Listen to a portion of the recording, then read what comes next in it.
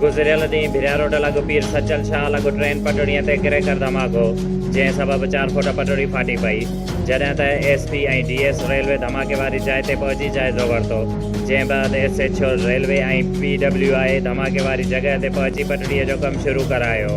जेको थियो आहे धमाको आहे या पटड़ी भॻल आहे या जेको आहे उहो ट्रेन जो थींदो आहे जीअं सिस्टम हलंदे जेको आहे जेका ज़मीनी सूरत हाल आहे उन शइ खे जेको ॾिठो वियो आहे त रेलवे जी जेका हिते टीम आई आहे उन्हनि मटीरियल कलेक्ट करके ऐं उन्हनि पंहिंजे सखर स्पेशल जेके उन्हनि जा आहिनि एक्सपर्ट उन्हनि खे मोकिलियो आहे ऐं उतां इहा रिपोर्ट आई आहे त 1 kg हैंडमेड उहो गरनेट या अहिड़ी शइ ठाहे रखी वई आहे जंहिंमें हे नुक़सानु थियो आहे ऐं फ़िलहालु हिन वक़्तु त हुनजी रिपेयरिंग थी वई आहे रेलवे वारनि पंहिंजे इंजीनियरिंग साइड खां रिपेयरिंग करे हर शइ करे ट्रेनूं वग़ैरह हलनि पियूं क्रॉस थी वियूं।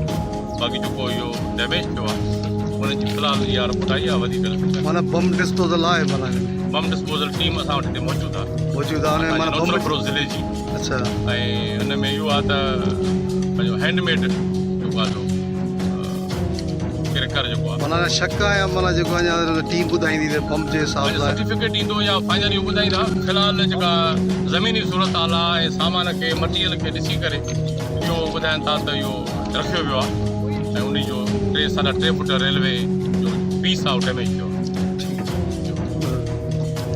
अच्छा ये सर जो अभी पटड़ी का जो ये कितने फुट का ये टूटा है?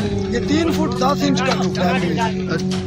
ये क्या है मतलब पटड़ी टूट गई है या कोई बम वगैरह या जो नहीं, कुछ? ये अभी जैसे आपने देखा है ये कोई लोकली मेड एक्सप्लोसिव मटीरियल था। सही। अभी आपको देख के सुन के भी मैंने बताया अभी इससे एक्सप्लोसिव मटीरियल। अच्छा तो ये जो नजर आ रहे हैं ये मतलब बम के जो कुछ हाँ उसकी जरिए मिल रहे हैं, उसकी लोकल पैकिंग है।